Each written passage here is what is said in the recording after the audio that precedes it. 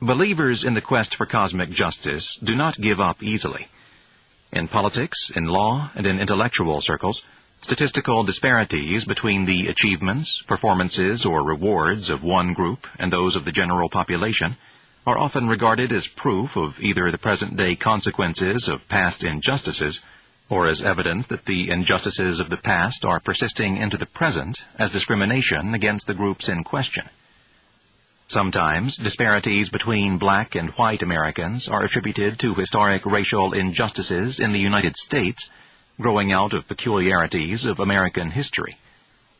Yet similar and even larger disparities, whether in income or IQ, can be found among groups in other countries with entirely different histories, lacking the very factors that are assumed to underlie black-white differences in the United States.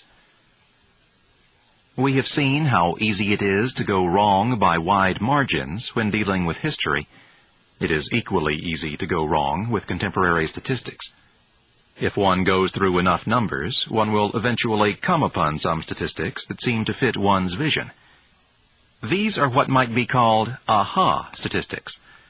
Other statistics which suggest opposite conclusions bring no aha, but are more likely to be glided over and forgotten.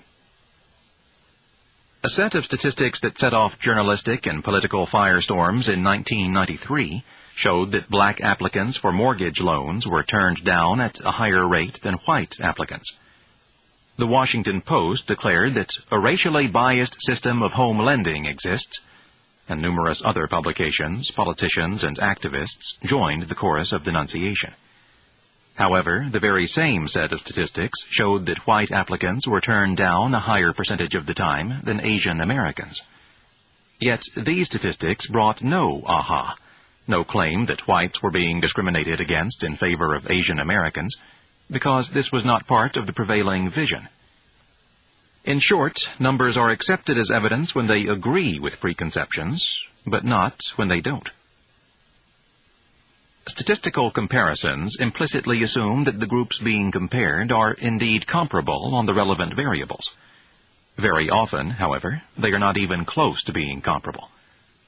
Closer scrutiny of the mortgage lending data, for example, shows that minority applicants for home loans had larger debt burdens, poorer credit histories, sought loans covering a higher percentage of the value of the properties in question, and were also more likely to seek to finance multiple dwelling units rather than single-family homes, the former being considered the more risky investment. Even so, 72% of the minority mortgage loan applications were approved, compared to 89% of the white mortgage loan applications. This 17 percentage point difference shrank to 6 percentage points when relevant variables were held constant. Moreover, all of the remaining statistical difference could be traced to different loan approval rates at one bank. Why did the government not take legal action against this one white racist bank? Because it was neither white nor racist. It was a black-owned bank. Incidentally, all of this occurred while a wave of bankruptcies was sweeping through American lending institutions. The idea that these institutions were passing up desperately needed profits from paying customers when institutional survival was at stake might seem at least questionable to anyone with a rudimentary knowledge of economics.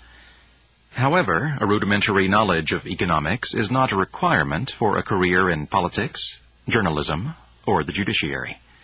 Certainly, it is not a prerequisite for colorful expressions of moral indignation.